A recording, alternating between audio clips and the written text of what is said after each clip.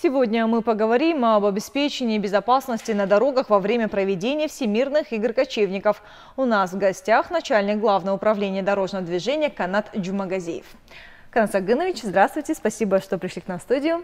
Здравствуйте. Я знаю, что вы буквально вчера вернулись с чемпионата. Расскажите, на открытии был очень сильный ажиотаж, приехало тысячи гостей, туристов. Не было ли проблем с парковкой на ипподроме, на главном проведении игр кочевников? С парковкой, честно скажу, проблем не было. Было организовано 2 парковки. Это старый аэропорт, это западной части ипподрома, и в восточной части еще одна парковка. Но в целом, что хорошо, хочу поблагодарить органы местной власти, они проработали очень хорошо этот вопрос, и секретариат ВИК. Сами граждане, местные жители организовали у себя на территории парковки, то есть проблем практически с парковками не было. На открытии игр кочевников где-то около 10 тысяч автомашин заехало. А скажите, не было ли зарегистрировано каких-либо ДТП? Зарегистрировано в целом по Иссык-Кульской области 4 ДТП, серьезных, есть пострадавшие, 4 пострадавших, но таких серьезных аварий мы, честно скажу, не допустили. Это очень радует. Скажите, вы говорили о том, что вы запустили прямую линию, 1262, были ли звонки, сколько поступало звонков и по каким вопросам в основном обращались? Да, мы запустили горячую линию под номером 1262. Это при въезде на блокпостах раздавались такие буклеты. Раздали 6 тысяч буклетов именно иностранным гражданам.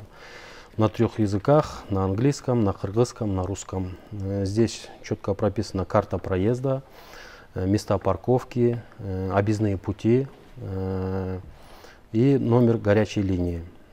Да, на этот номер поступило более 500 звонков. Там отвечали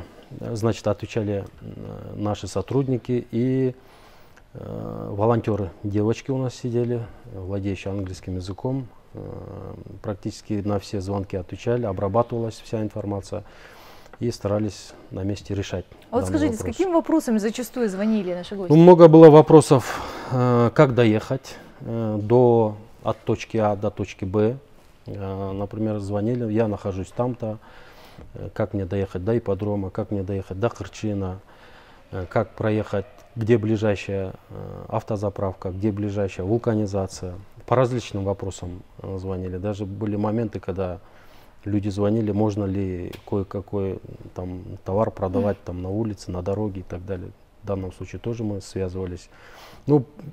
Не касающихся нас тоже очень много было звонков, но мы старались теми или иными службами связываться и координировать эти действия. То есть вы старались всецело ответить на все поступающие вопросы? Мы старались 100%, чтобы люди получали доступ.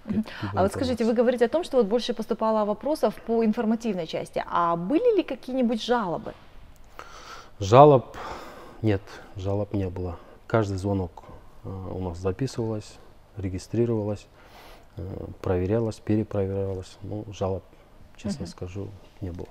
А в социальных сетях сейчас пишут комментарии, жители говорят о том, что из-за того, что сейчас на усиление уехало более 700 сотрудников ГУБДД, как я знаю, на место проведения Всемирных игр кочевников, и говорят, что на дороге Бишкек-Чолпон-Ата почти через каждые, к примеру, 500 метров стоят сотрудники и, так скажем, ловят водителей и штрафуют.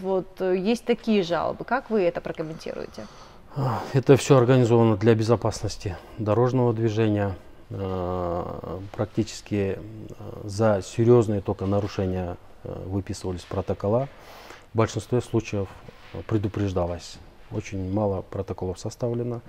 Основная задача была обеспечить дорожную безопасность и удобство для пешехода, для всех участников дорожного движения, что для водителей, что для пешеходов.